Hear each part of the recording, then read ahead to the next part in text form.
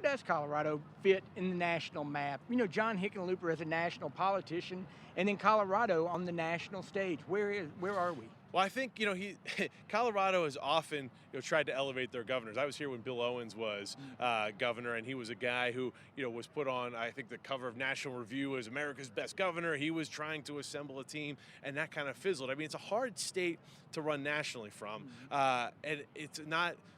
Hickenlooper isn't somebody who's on every Democrat's lips back in D.C., right? He's not a guy who's kind of working the establishment. And right now there's like an inter-party war. I mean, the Democrats are out in the wilderness. They're kind of kicked out of what they thought was their claim to the White House. They thought they had, 4 to 8 years to kind of figure this out. And their bench is pretty weak. I mean, if you look at state capitals around the country, there are more Republican-held state legislatures and governors than any time since Reconstruction. So Democrats really have just a lack of talent on our bench. So a guy like John Hickenlooper, very important to Democrats, and there's a space that he could fill there.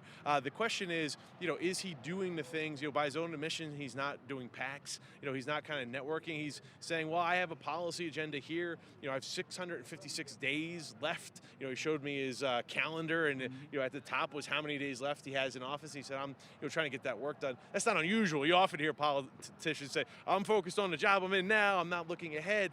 But for Hickenlooper, I mean, he's not doing the things kind of in the background that you would do to run for national office. So I don't know where he's going to fall. I mean, you and I had talked about, maybe a Senate race against Cory Gardner.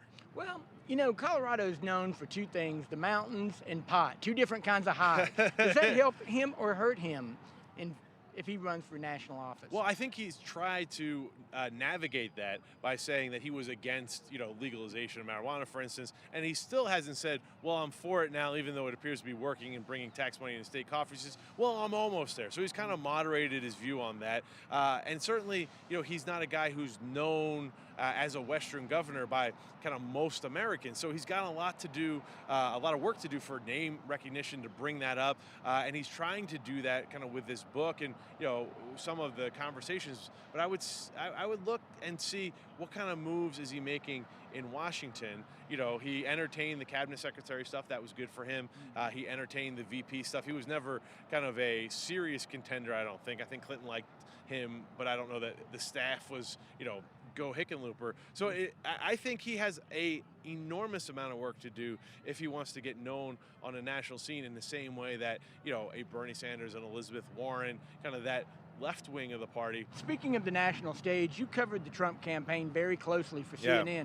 What did you learn about Donald Trump, and what did you learn about America? What was interesting about covering Trump, and I went to dozens of his campaign events, was I had never felt so much anger at a campaign event. I mean, generally politicians are trying to stoke hope, and I'm the guy who's going to bring you prosperity, and Donald Trump was just the opposite. I mean, he was a guy who was angry. He was very good at laying blame as to whose fault it was that everything was terrible. Usually it was our stupid leaders who can't negotiate anything and they're leaving you behind and you're losing your jobs. He would love to rile those folks up. I mean, there was times where I saw, kind of young protesters, or even if they were, kind of professional agitators coming in and holding Bernie signs or anti-Trump signs. I mean, there were people just looking, to take a shot. I saw like an older gentleman, like push a young woman from behind, as she was like being escorted out. Like just a lot of kind of anger and violence. And,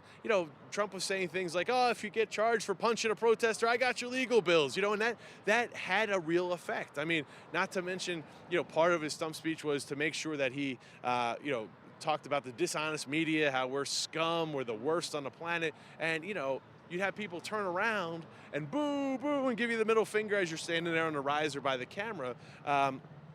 People who maybe you had just talked to. I saw a couple examples where you had just talked to some voters, said, hey, why are you for Donald Trump? Like, talk to me about it. You want to kind of understand and get the interview. And they were very nice and very, cordial, polite people. You say, thank you so much for your time. You have a nice interaction.